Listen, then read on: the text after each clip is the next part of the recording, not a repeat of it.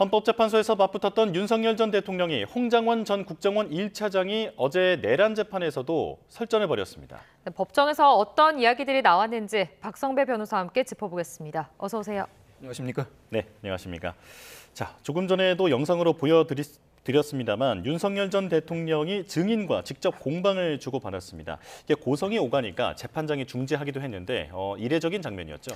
사실 홍 전 차장은요, 지난주에 이미 증인으로 출석해서 검찰의 주신문에 응했습니다. 변호인에게 반대 신문 기회가 주어져야 하는데 시간의 제한 때문인지 지난주에 이어서 어제 다시 출석했고 어제 증인 신문 과정에서 변호인 측의 반대 신문에 응했습니다. 사실 증인에 대한 반대 신문은 변호인이 진행하기 마련입니다.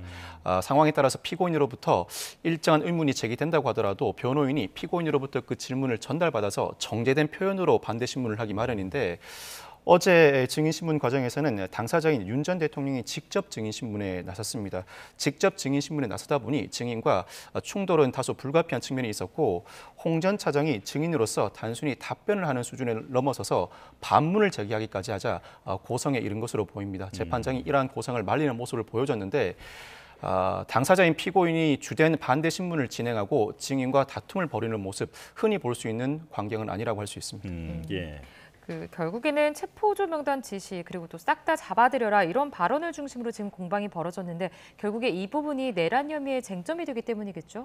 앞서 홍 전 차장은 여인영 전 방첩 사령관으로부터 체포조 명단을 가지고 활동하고 있으니 위치 추적을 요청한다는 취지의 발언을 들었다고 진술한 바 있습니다. 이에 대해서 윤 전 대통령이 직접 반대 신문에 나선 것인데 사실 타인 간의 대화에 의문을 제기할 때는 상당히 신중하게 접근해야 합니다. 그렇지 않을 경우에는 상당한 반대의 반박에 직면할 우려가 높은데 윤 전 대통령은 이 위치 추적이라는 것은 영장 없이는 안 되는 것 아닌가라고 반문을 했더니 오히려 홍 전 차장이 그럼 여인영이 독자적인 판단으로 체포하려고 했던 것인가 부하한테 책임을 전가하는 것인가라는 반문을 듣게 됩니다. 그러자 윤 전 대통령은 대통령이 수사를 모르는 사람도 아닌데 이상하다고 생각하지 않았느냐고 묻는 것이다라고 나름대로 톤을 낮춰서 묻자 홍 전 차장은 당시 비상계엄 상황이었고 정치인을 체포하는 것 자체가 탈법적 상황이었다. 그러한 맥락에서 이해하였다는 취지의 반론을 제기했습니다. 이어서 윤 전 대통령은 홍 전 차장과 직접 대화를 나눈 부분에 대해서 반대 신문을 진행했는데 싹 다 잡아들이라 발언. 앞서 홍 전 차장은 윤 전 대통령이 싹 다 잡아들여라. 대공수사권을 국정원에 지원해주겠고 방첩사에 인력, 자금 지원도 지시했다고 진술한 바 있습니다. 이에 대해서 윤 전 대통령은 대공수사권과 자금 이야기는 방첩사 역량 보강과 같은 차원이 아니냐. 일반적인 방첩사 역량 보강 차원이 아니었는지를 물었는데 홍 전 차장은 그럼 싹 다 잡아들이라는 건 누구를 잡아들이라는 거냐라고 반문했고 이에 대해서 윤 전 대통령이 명시적으로 부인을 하지 못합니다. 잡아들이라는 대상은 대공수사 대상이 되는 사람들 아니겠느냐라고 답변을 하자 오히려 반대 신문자와 증인이 뒤바뀐 것 같은 느낌으로 홍 전 차장이 이재명, 우원식, 한동훈이 반국가 단체는 아니지 않느냐라고 반문을 제기하는데 윤 전 대통령이 직접 반대 신문에 나선 것 자체가 전략적으로 성공할 수 있을지는 다소 의문이 제기되는 상황입니다. 그렇군요. 홍장원 메모 이 부분에 대한 신빙성을 윤 전 대통령 측은 계속 공격을 하고 있는데 이게 아직 증거 채택 여부가 결정이 안 된 겁니까? 일단 홍 전 차장이 작성한 1차 메모에 보좌관이 정사한 2차 메모는 폐기된 상황입니다. 다음 날 보좌관이 작성한 3차 메모가 있고 홍 전 차장이 여기에 가필한 4차 메모만 존재하는 상황입니다. 윤 전 대통령 측은 메모 간의 동일성이 없다고 주장하는 반면에 홍 전 차장은 기억을 추가한 것에 불과하다고 주장하고 있습니다. 아직까지는 재판부가 증거 채택 결정을 하지 않았는데 문서에 대한 증거 채택 결정은 모든 증인 신문을 마친 이후 증거 조사 단계에서 진행되기 마련입니다. 윤 전 대통령 측은 보좌관이 작성했다는 건 출처 불명이라 증거 채택에 이의를 제기한다고 발표하고 있고 특검 측은 실질적 작성자가 증인 즉 홍 전 차장이므로 증거로 채택되어야 한다고 주장하고 있습니다. 예. 예, 홍장원 전 차장의 진술을 믿을 수 없다고 했던 이 조태영 전 국정원장이 현재 구속된 상황이잖아요. 이 부분도 좀 재판부가 홍 전 차장의 그 증인의 신빙성을 좀 판단하는데 영향을 줄 거라고 보십니까? 일부 영향을 미칠 것이라고 예상합니다. 그 이유는 조태영 전 국정원장이 구속된 혐의 자체가 계엄군이 이재명, 한동훈 잡으러 다닌다고 홍 전 차장이 보고했음에도 불구하고 국회에 알리지 않은 직무유기 혐의, 나아가서 홍 전 차장 주장을 반박하기 위한 국정원법상 정치 중립 의무 위반 혐의이기 때문입니다. 이 사건 재판이 진행되고 있는 재판부는 아직까지 재판을 진행할 뿐 명시적인 판단을 내리지 않았지만 일단 구속영장을 발부한 조태현 전 국정원장에 대한 영장 전담 재판부가 이런 사실관계를 사실로 받아들인 이상 이 부분은 이 사건 재판부에도 영향을 미칠 수밖에 없습니다. 예. 자, 그리고 내란 재판부가 동기의 휴전기도 건너뛰고 속도를 내겠다라고 밝혔지만 윤 전 대통령의 구속 기한은 1월 18일까지입니다. 그렇다면 만약에 이 이후에 그 선고가 이루어지게 된다면 윤 전 대통령은 석방이 되는 겁니까? 윤 전 대통령이 석방된 상태에서 선고가 이루어질 가능성은 낮아 보입니다. 일단 이 사건 재판을 진행하는 재판부는 윤 전 대통령 사건에 김용현 전 국방부 장관 등 전직 군 수뇌부 3명, 조지호 경찰청장 등 경찰 지도부 4명의 사건을 모두 병합하기로 결정했습니다.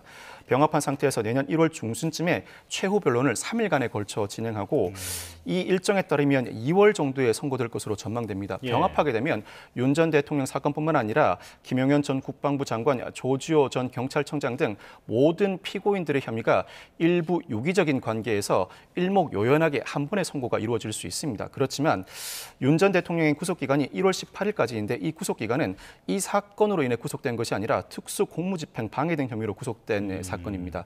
이에 따라서 특수공무집행 방해 등 사건의 재판부가 1월 18일 이전까지 선고를 내릴 가능성이 상당히 높습니다. 선고를 내리지 못한다면 구속기간을 연장할 것이고 그 이전에 선고를 내림으로써 결국 구속 상태가 유지된 상태에서 내란 재판부도 선고를 이어나갈 가능성이 높아 보입니다. 예. 자, 이제 도이치모터스 주가 조작 사건도 좀 짚어보죠. 도주했던 도이치 주가 조작 주포 이모 씨를 34일 만에 체포를 했습니다. 어떤 의혹을 받고 있는지 짚어주시죠. 이모 씨는 도이치모터스 주가 조작의 또 다른 1차 주포입니다. 김건희 씨의 증권 계좌를 관리한 것으로 알려져 있고 김건희 씨에게 다름 아닌 건진법사를 소개해 준 인물이기도 합니다. 지난달 압수수색 도중에 2층에서 뛰어내리는 다소 이례적인 장면을 연출했는데 이후에 특검이 체포영장을 발부하고 지명수배했다 경찰의 협조를 얻어 어제 충주역에서 인근에서 체포하기 이르렀습니다. 사실 이모 씨의 경우에는 1차 주가 조작의 주포로 알려져 있지만 1차 주가 조작은 공소시효가 도과했을 가능성이 상당히 높습니다. 그럼에도 불구하고 특검이 이모 씨에 대해서 다시 한번 조사를 진행한다는 의미는 2차 주가 조작에도 일부 관여한 정황이 이미 드러나 있다고 보는 것이 합리적인 판단으로 여겨집니다. 예. 근데 왜 달아나야 했느냐 이게 궁금한데 그 앞서 지난 검찰 조사 때는 불기소 처분되지 않았습니까? 그렇습니다. 지난 검찰 조사 때에는 김건희 씨와 더불어 불기소 처분이 되었습니다.